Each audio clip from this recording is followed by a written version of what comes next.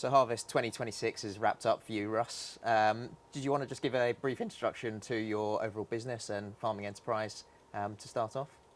Yeah, so we're quite a unique sort of farm here in terms of we're only doing 140 odd hectares, but we do a lot of trials on farm here. So nearly every field we've got has got a trial in some description. So be it either variety or inputs, and we've got a number of quite big trials which there's a lot going on in a very short area. So it's really, really interesting in terms of what we've got going on, and we've had these happening for about 5 years now, where we're getting some really good information coming back in and starting to build up a bit of a library of what we might do in different seasons. And as we well know, every season's been quite different, including this one, where I don't think if someone had said to me you're going to be finished harvest in July, you couldn't make it up, and that's what's happened this year. So How does that compare to last year?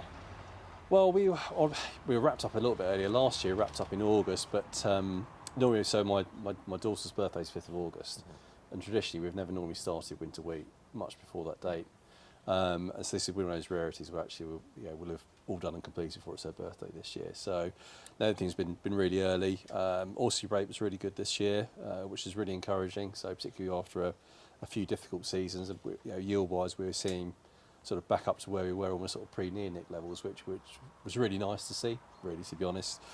Wheat's been a bit disappointing for us this year. We're probably 20-25% down from where it expects us to be as an average.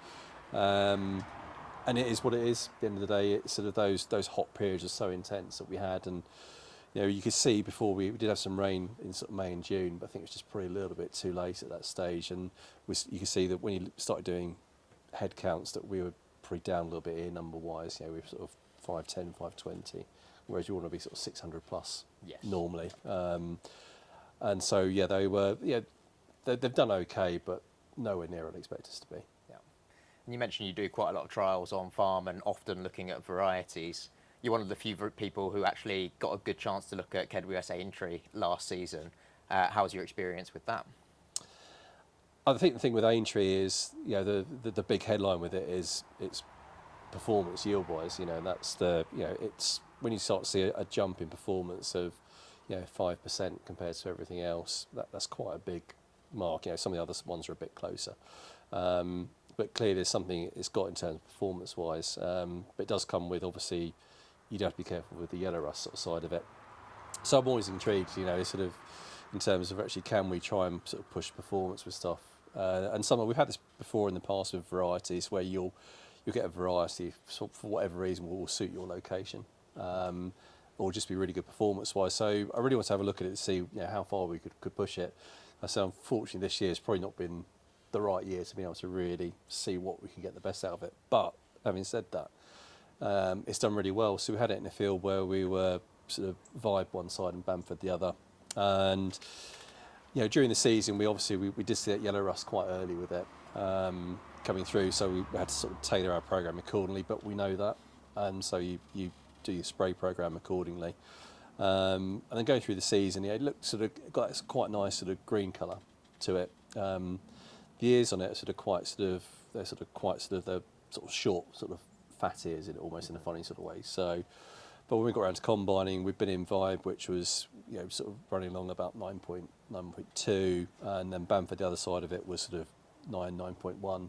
But the minute we got into the Aintree, that was running sort of 10.9 to 11, and that was a real sort of eye opener in terms of actually it really has got that top end yield performance, and it was quite consistent up and down the field. So it's clearly got something, and I think it's if you look at it as a variety, it was, if you wanted variety you wanted to try and break a record with, that would probably be quite a good choice. Yeah. So in terms of overall management, I think you're planning on growing some Aintree again next year. Would you do anything differently next year to try and really explore that true genetic yield potential, or is it more down to kind of focusing on what the season brings? Every season's different.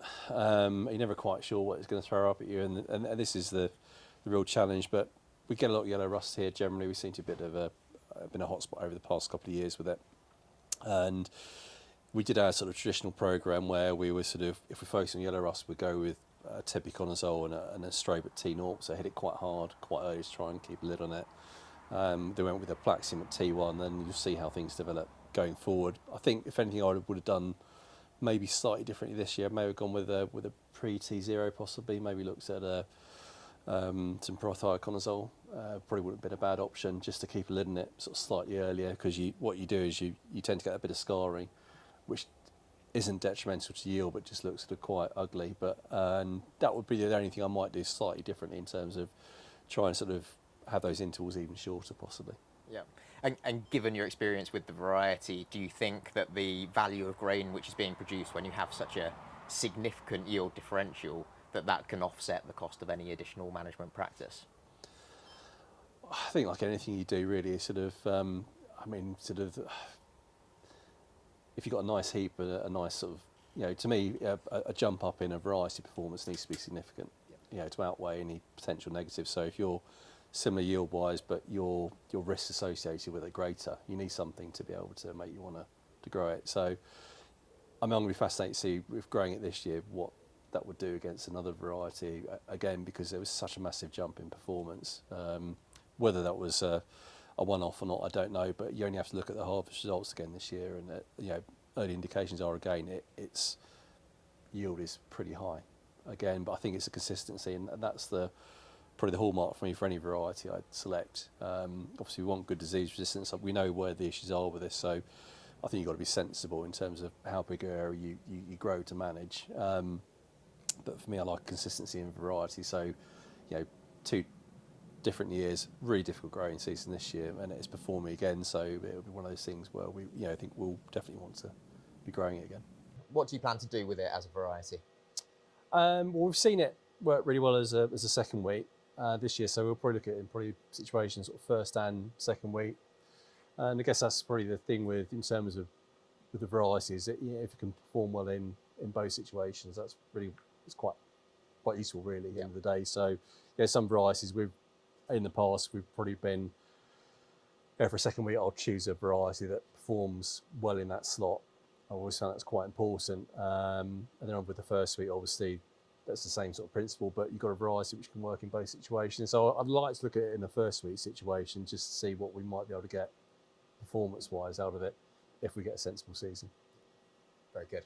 And in terms of overall profile as a variety, what other characteristics do you like about it in terms of grain quality and straw characteristics? I mean, good bushel weight is really valuable. We've had sort of, historically we've had varieties which, although might be really good performance-wise, might be a little bit low on their bushel weight, and that can then cause you a bit of a problem sometimes when you're trying to market stuff sometimes. And then, particularly in the wrong year, if you have a year where bushel weights might be down a little bit, I tend to find if they're a little bit on the low side in the wrong year, that can be really low. Yeah. And so having stuff that's got inherently a good bushel weight makes quite a bit of difference in terms of being easier to, if you're trying to hit some of that basic, 74 bushel weight, 10.3 spec, and this will work quite well sometimes if you've got that sort of, if it's going to a home where they want to do a bit of blending, it's quite useful in that milling wheat sort of category for us really. So that works pretty well. And then, like you sort of mentioned, when it comes to sort of straw strength, that's always a big challenge with particularly high yielding varieties. Sometimes really, is it going to stand up? And so that's always quite a good, again, depends on the season. If you never quite know when you get a lodging season or when it might appear, but I'd rather have varieties got good inherent straw strength than the one that can be a bit wobbly. So thanks again for your time, Russ. I think what's clear to say is that we're seeing very high yield performance consistently with KWS Aintree in variety trials, but that's also now being realised on farm as well. So we're really looking forward to seeing how it goes for you in harvest 2027.